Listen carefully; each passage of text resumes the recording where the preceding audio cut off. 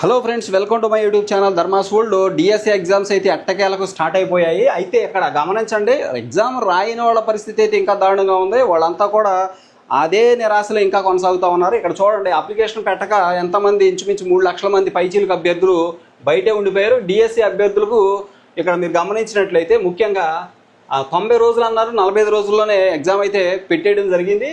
అభ్యర్థులకు 3 నెలల శిక్షణ సమయం ఇస్తామని చెప్పేసి సర్కారు వారు అన్నారు, కానీ ఇప్పుడు 45 రోజుల్లోనే పరీక్ష పెడుతున్నారు.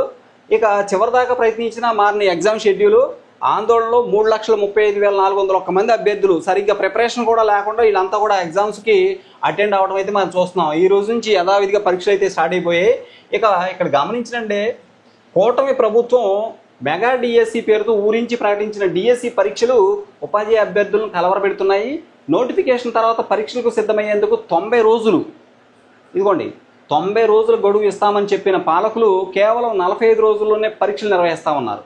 అంటే శుక్రవారం నాడు ఈ రోజు నుంచి డిఎస్సి పరీక్షలు ప్రారంభం కానున్న నేపథ్యంలో సిలబస్ పూర్తి కాక పరీక్షార్థులు ఆందోళనకు గురవుతున్నారు. గతంలో కూడా గ్రూప్ 2 మెయిన్స్ పరీక్షలు వాయిదా వేస్తామని మానవ వనరుల శాఖ మంత్రి నారా లోకేష్ సోషల్ మీడియాలో ప్రచారం చేశారు.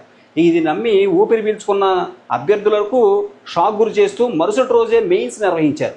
దీంతో వేల మంది అభ్యర్థులు నష్టపోయారు. ఇదే ఫార్ములాను ఇప్పుడు కూటమి సర్కారు డిఎస్సి పరీక్షలు కూడా అనుసరించింది. దీంతో పరీక్షలకు దరఖాస్తు చేసుకున్న 3,35,400 మంది సిలబస్ పూర్తి కాక, ఇంకా వాళ్ళు ఈ సిలబస్ అంతా పూర్తి చేయడం అనేది అంత ఈజీ కాదనమాట. ఎందుకంటే మీ అందరికీ తెలుసు ఎంత సిలబస్ ఉంటుందో. పరీక్షలకు సంబంధించి పూర్తి సిలబస్ పూర్తి కాక గందరగోళ పరిస్థితిని ఎదుర్కొంటున్నారు. 2024 ఫిబ్రవరిలో ఇచ్చిన 6,100 పోస్టుల నోటిఫికేషన్ రద్దు చేసి మెగా డిఎస్సి ఇస్తున్నామని కూటమి ప్రభుత్వం అభ్యర్థులకు కూడా హామీ ఇవ్వడం అయితే మనందరికీ తెలిసిన విషయమే. ఇది ఇక్కడ గమనించండి, సీఎంగా నారా చంద్రబాబు ప్రమాణ స్వీకారం చేసిన వెంటనే తొలి సంతకాన్ని 16,437 ఉపాధ్యాయ పోస్టుల భర్తీ ఫైలుపై చేయడం జరిగింది. అంతేకాక వెంటనే నోటిఫికేషన్ ఇచ్చి డిసెంబర్లో పోస్టింగ్స్ కూడా ఇచ్చేలా చర్యలు తీసుకుంటామన్నారు. కానీ ఆ తర్వాత పలు రూపాల్లో వాయిదాలతో సుమారు ఏడాదిగా సాగదీశారు. ఇక అంధకారంలోకి అభ్యర్థుల జీవితాలు. ఇంతగా కాలయాపన చేసిన కూటమి ప్రభుత్వం ఏప్రిల్ 20న నోటిఫికేషన్ ఇచ్చి అనేక మెరుగులు పెట్టింది. ప్రధానంగా 50% అర్హత మార్కుల నిబంధన విధించి 3 లక్షల మంది అభ్యర్థులు పరీక్ష రాసేందుకు అర్హత నిర్దయగా కోల్పోయేలాగా చేసింది. అంటే 50% మార్కులు ఏదైతే పెట్టారో దానివలన ఇంచుమించు 3 లక్షల మంది అభ్యర్థులు మరి ఈ యొక్క పరీక్షకు దూరం అయిపోయారు. అలాగే 50% మార్కుల అర్హతపై తీవ్ర వ్యతిరేకత రావడంతో ప్రభుత్వం కంటి తుడుపు చర్యగా చేపట్టింది. ఎస్జిటి నుంచి పీజీటీ పోస్టుల వరకు రిజర్వ్డ్ కేటగిరీలో ఉన్న ఎస్సీ, ఎస్టీ, బీసీ, దివ్యాంగ అభ్యర్థుల అర్హత మార్కులు 45% నుంచి 40%కి తగ్గించడం అయితే జరిగింది. ఇవి ఒక్కటే జరిగింది. నెక్స్ట్ ఇంకొక విషయం చూడండి, టెట్ అర్హత మార్కుల ప్రకారం ఈ మార్పు చేసినట్టు చెప్పుకొచ్చారు. అయితే ఇదే వరుసలో ఉన్న జనరల్ అభ్యర్థుల అర్హత కనీసం మార్కులను మాత్రం 50% అలాగే ఉంచారు. టెట్ అర్హత ప్రకారం వాళ్ళకు తగ్గించినప్పుడు వీళ్ళకు కూడా తగ్గించాలి కానీ తగ్గించాల. వాస్తవానికి టెట్కు జనరల్ అభ్యర్థుల అర్హత మార్కులు 45% ఉన్నా ఆ మేరకు మార్పు చేయలేదు. దీంతో ఏళ్ల తరబడి డిఎస్సి కోసం కసరత్తు చేస్తున్న అభ్యర్థుల భవిష్యత్తును, ఆశలను అంధకారంలోకి ప్రభుత్వం నెట్టేసింది.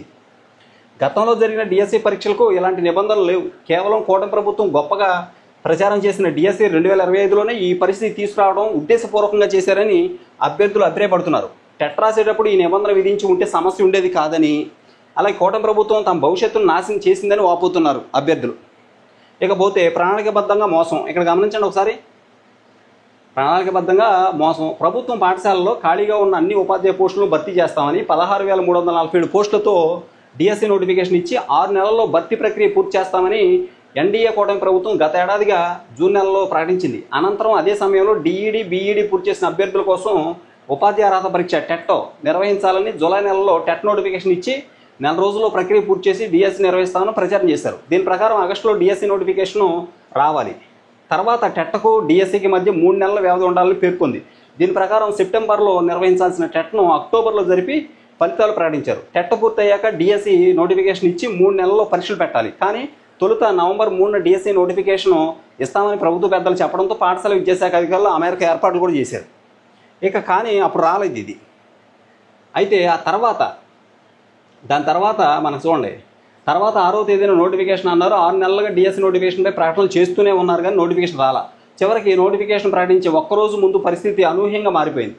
ఎస్సీ వర్గీకరణతో ముడిపెట్టి నివేదిక వచ్చాక నోటిఫికేషన్ ఇస్తామని చెప్పారు. అది కాస్త పెరిగి ఎప్పటికి ఏంటి ఈ మధ్యకి ఏప్రిల్ నాటికి ఆ నోటిఫికేషన్ రావడం జరిగింది. వచ్చిన వెంటనే టెట్ పెడతారనుకున్నారు, టెట్ పెట్టలేదు. ఇప్పుడు దానికి వలన 4 లక్షల మంది అభ్యర్థులు ఎగ్జామ్కి దూరం అయ్యారు. ఇది నిజంగా చాలా బాధాకరమైన విషయం. Thank you so much for watching. Please share this video and subscribe my channel. Thank you so much.